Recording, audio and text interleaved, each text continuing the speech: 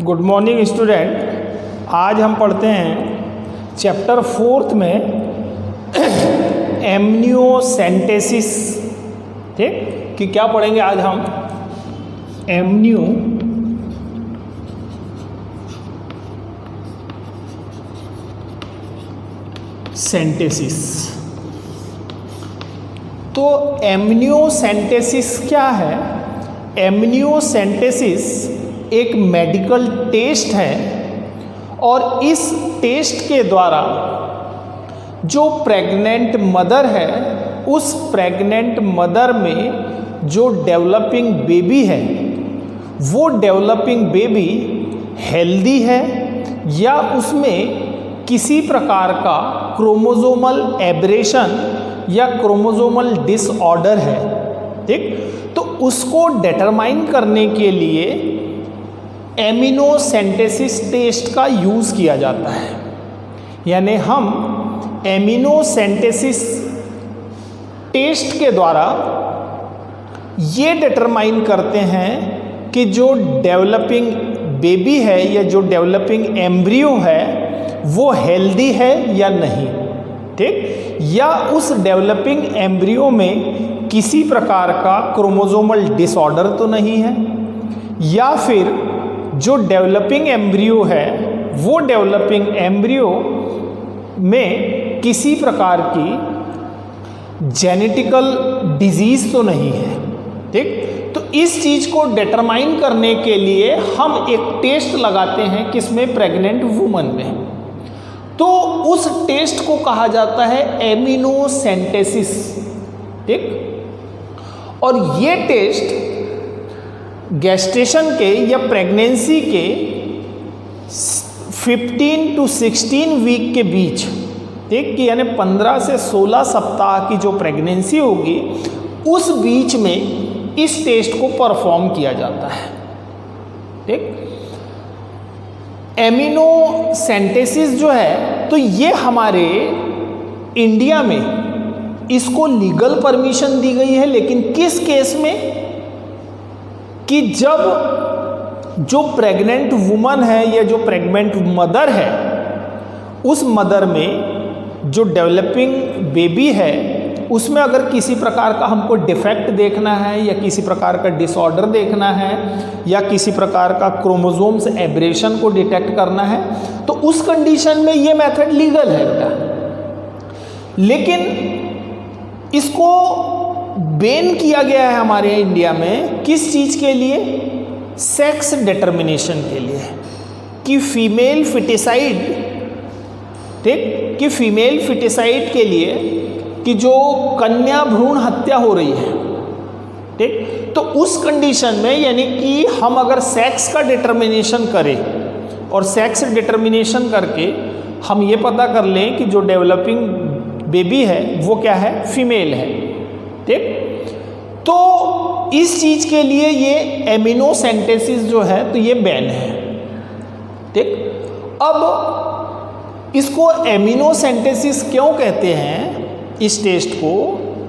इसका रीज़न ये है कि जो प्रेग्नेंट वुमन है या जो मदर है, उस मदर की वोम में यानी कि उसके कोख में, ठीक, कि हम कि जो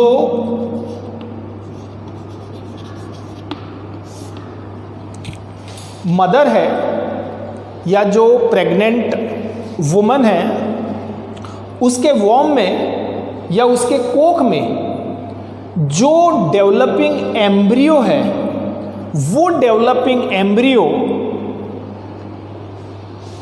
एक एमनियोटिक कैविटी से, ठीक, यानी कि एक एमनियोटिक कैविटी से इनक्लोज होता है। ठीक, कि मदर की जो कोख है जिसको हम क्या कह रहे हैं? वोम। ठीक, कि मदर की कोख को हम क्या कह रहे हैं बेटा? वोम।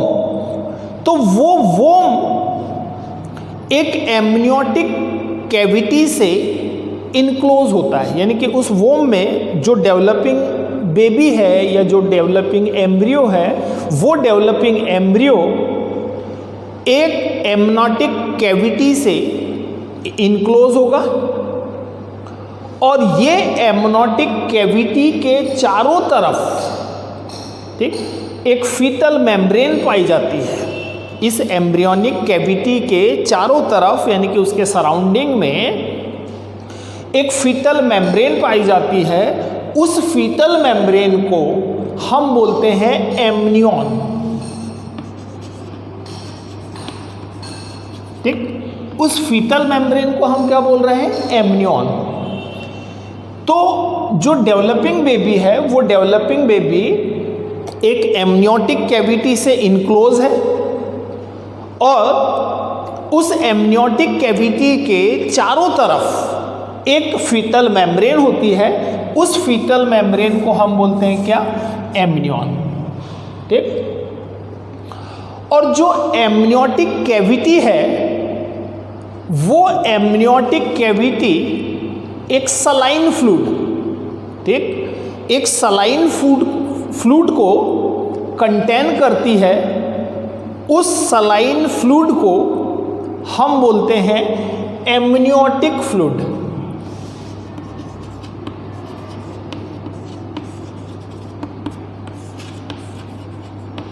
ठीक।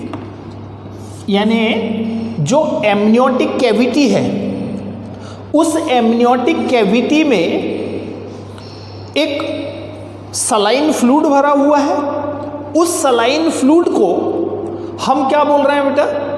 एमनियोटिक फ्लूइड, ठीक। और ये जो एमनियोटिक फ्लूइड है ये एक जेनेटिक मेकअप की तरह वर्क करता है। किसके लिए? जो फीटल है, ठीक, उस फीटल के लिए ये एक जेनेटिक मेकअप है, ठीक। और ये एमनियोटिक फ्लूइड कंटेन करता है कि जो एमनियोटिक फ्लूइड है ये एमनियोटिक फ्लूइड कुछ सेल को कंटेन करता है, ठीक। और उस सेल के डिटर्मिनेशन से ही, ठीक, उस सेल के डिटर्मिनेशन से ही हम ये डिटरमाइन करते हैं कि जो डेवलपिंग एम्ब्रियो है वो हेल्दी है या किसी प्रकार से इन्फेक्टेड है या उसमें किसी प्रकार का क्रोमोसोमल एब्रेशन है, ठीक। तो एमनियोटिक फ्लूइड टेस्ट, ठीक, एमनियोटिक फ्लूइड टेस्ट जो होता है, तो एमनियोटिक फ्लूइड जो होता है बेटा, एमनियोटिक फ्लूइड का काम होता है कि जो एमनियोटिक फ्लूइड भरा हुआ है, ठीक, किसमें? एमनियोटिक कैविटी में। तो उस एमनियोटिक फ्लूइड का काम होता है कि जो डेवलपिंग एम्ब्रियो है या डेवलपिंग फिटस है उस फिटस की बाथिंग करना, यानी कि उसको बाथिंग करना। इसके अलावा इस एमनियोटिक फ्लूइड टेस्ट में अगर किसी प्रकार का जेनेटिक डिसऑर्डर की प्रेजेंस को, ठीक, यानी एमनियोटिक फ्लूइड टेस्ट में कि किसी प्रकार की जेनेटिक डिसऑर्डर अगर डिजीज उसको है और उसको हमको डिटरमाइन करना है, तो उस कंडीशन में हम फीटल सेल, ठीक, यानी कि जो डेवलपिंग फिटस है उसकी सेल और एमनियोटिक फ्लूइड में जो डिसॉल्व सब्सटेंस है उनको एनालाइज किया जाता है या उनको डिटरमाइन किया जाता है, ठीक। उनके डिटर्मिनेशन से ये पता चलता है कि क्या उसमें क्रोमोसोमल एब्रेशन है या जो डेवलपिंग एम्ब्रियो है वो हेल्दी है या नहीं, ठीक। तो एमनियोसेंटेसिस वो टेस्ट है जिसके द्वारा हम डेवलपिंग एम्ब्रियो को ये डिटरमाइन करते हैं कि वो हेल्दी है या किसी प्रकार से इन्फेक्टेड है या जेनेटिकल डिसऑर्डर है उसमें, ठीक। अब इस टेस्ट को अगर हमको परफॉर्म करना है यानी एमनियोटिक फ्लूइड टेस्ट अगर हमको करना है तो एमनियोटिक फ्लूइड टेस्ट के लिए सबसे पहले कि जो एमनियोटिक फ्लूइड होता है उस एमनियोटिक फ्लूइड को हमको कलेक्ट करना होगा। ठीक, उस फ्लूइड को कलेक्ट करके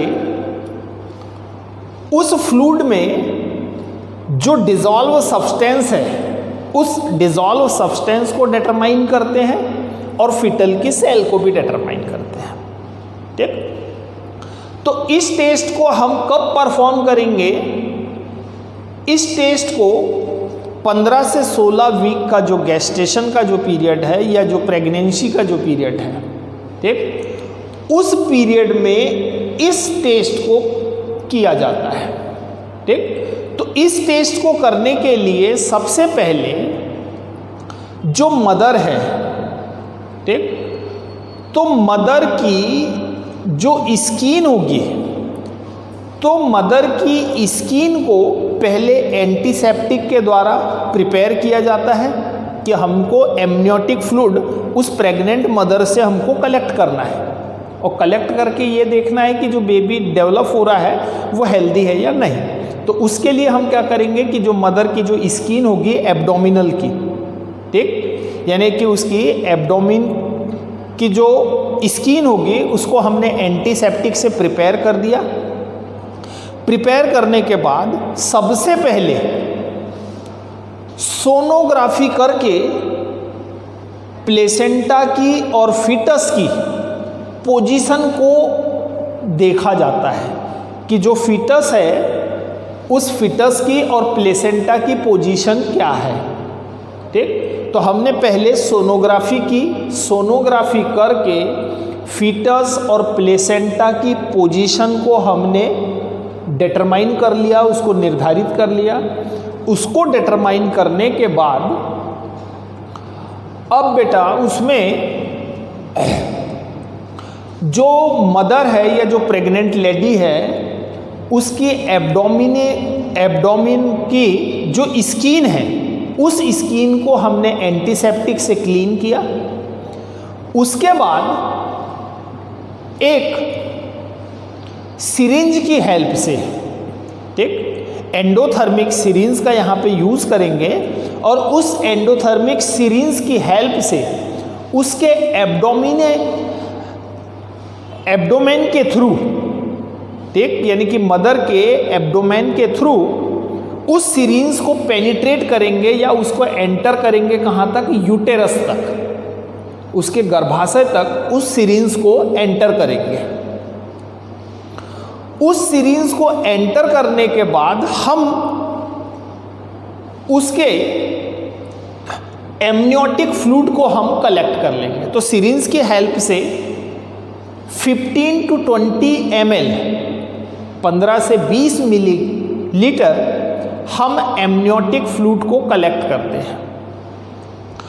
अब इस एमनियोटिक फ्लूइड को जब हमने कलेक्ट कर लिया तो उस एमनियोटिक फ्लूइड में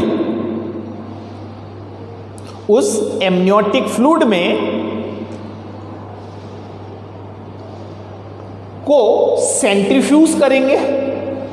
ठीक, एक सेंट्रीफ्यूज मशीन होती है, उस सेंट्रीफ्यूज मशीन में किसी सॉल्यूशन में प्रेजेंट सॉल्युबल सब्सटेंस को उसके साइज, उसकी डेंसिटी, ठीक, या उसकी डिफ्यूज़न कैपेसिटी के बेस पे हम उसको सेपरेट करते हैं। तो हमने एमनियोटिक फ्लूइड लिया, मदर से कलेक्ट कर लिया। कलेक्ट करने के बाद उस एमनियोटिक फ्लूइड को सेंट्रीफ्यूज मशीन में सेंट्रीफ्यूज करेंगे। ठीक, तो सेंट्रीफ्यूज करने से उस एमनियोटिक फ्लूइड में जो सेल है वो सेल सेपरेट हो जाएगी। ठीक, और अदर जो डिसॉल्व सब्सटेंस है या जो सॉल्युबल सब्सटेंस थे वो सॉल्युबल सब्सटेंस भी अलग हो जाएंगे। तो हमने पहले सेल को अलग किया, अब उस सेल को एग्जामाइन करेंगे किसमें? माइक्रोस्कोप में। माइक्रोस्कोप में अब उसकी स्टडी करेंगे।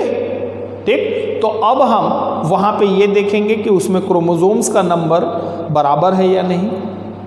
ठीक, कि उसमें जो सेक्स क्रोमोसोम्स हैं, सेक्स क्रोमोसोम्स का नंबर क्या है, ठीक, बाकी जो ऑटोसोम्स हैं, ऑटोसोम्स का नंबर क्या है। तो हमने क्रोमोसोम्स के वहाँ पे नंबर वगैरह को कैलकुलेट कर लिए कि क्रोमोसोम्स में किसी प्रकार का डिफेक्ट तो नहीं है, ठीक। तो हम उसकी सेल को सेपरेट करके हमने क्या कर लिया, उसको एग्जामाइन कर लिया। तो उससे हमको पता चल गया कि इसमें किसी प्रकार का क्रोमोसोमल एब्रेशन नहीं है।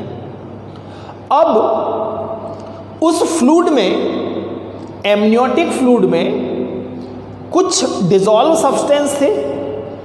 तो अब हम यहाँ पे डिसॉल्व सब्सटेंस में क्या चीज आइडेंटिफाई करेंगे, अल्फा फेटोप्रोटीन को, ठीक। डिसॉल्व सब्सटेंस में हमने सेंट्रीफ्यूज करके इस एमनियोटिक फ्लूइड के, ठीक, एमनियोटिक फ्लूइड में किस चीज का लेवल देखेंगे बेटा, अल्फा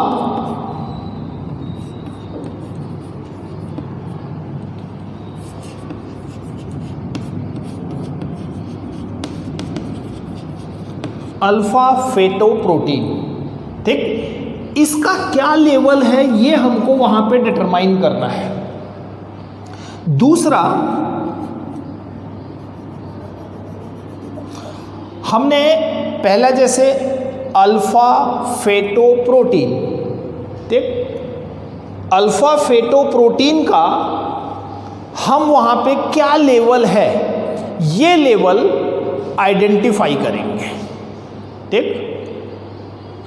तो अल्फा फेटोप्रोटीन का लेवल अगर हाई होगा, ठीक, कि इसमें अल्फा फेटोप्रोटीन का लेवल हाई है या लो है, इस चीज को हमको डिटरमाइन करना है इस फ्लूइड में। तो अल्फा फेटोप्रोटीन का लेवल अगर हाई हो जाता है, ठीक, तो इसके हाई होने से जो नर्वस सिस्टम है वो नर्वस सिस्टम अफेक्टेड होता है, ठीक। तो अगर इसका लेवल हाई मिलता है, इसका मतलब जो डेवलपिंग बेबी है उस डेवलपिंग बेबी का नर्वस सिस्टम क्या होगा, अफेक्टेड होगा, ठीक। तो इस तरह से एमनियोसेंटेसिस टेस्ट के द्वारा हम ये डिटरमाइन करते हैं कि बेबी हेल्दी है या किसी प्रकार से डिजीज से इन्फेक्टेड है, ठीक। जैसे हम एक डायग्राम बना के देखते हैं इसमें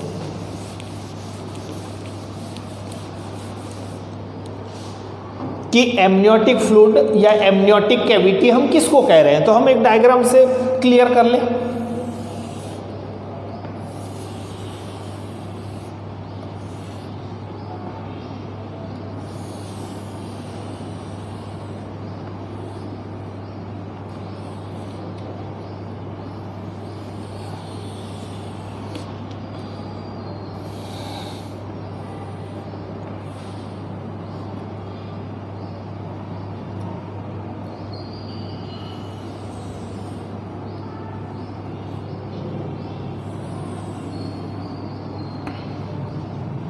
कि सपोज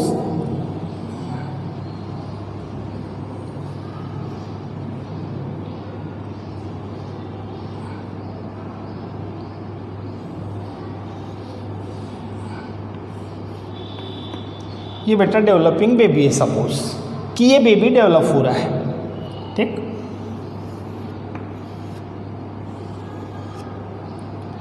डेवलपिंग बेबी ये बेटा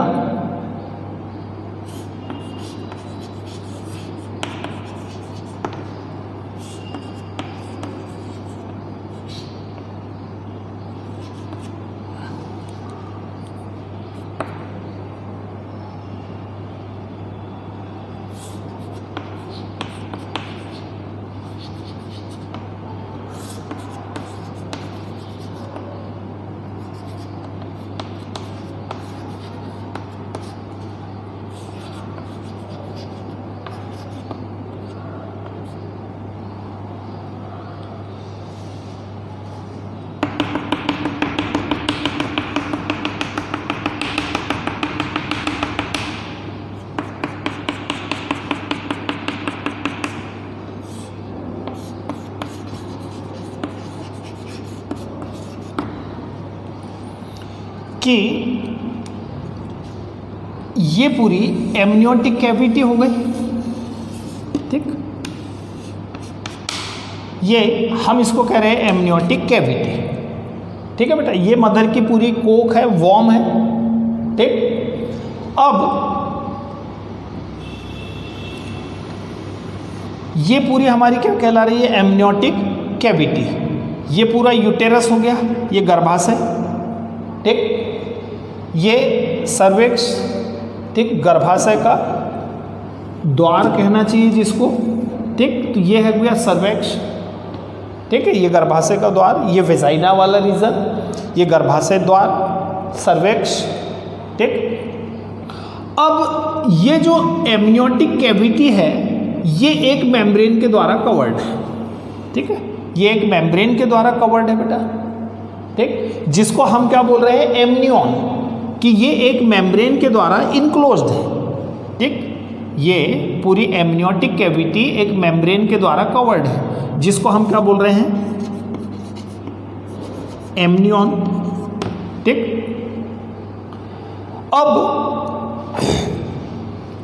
इसके अंदर ये एक फ्लूइड भरा हुआ है, ये, ठीक। इस फ्लूइड को हम क्या बोल रहे हैं, एमनियोटिक फ्लूइड, ठीक। और ये एमनियोटिक फ्लूइड किस चीज को कंटेन कर रहा है बेटा, ठीक। ये एमनियोटिक फ्लूइड एक प्रकार की जो सेल है, यानी कि फीटल की ही कुछ सेल, डेड सेल वगैरह यहाँ पे प्रेजेंट होंगे, ठीक।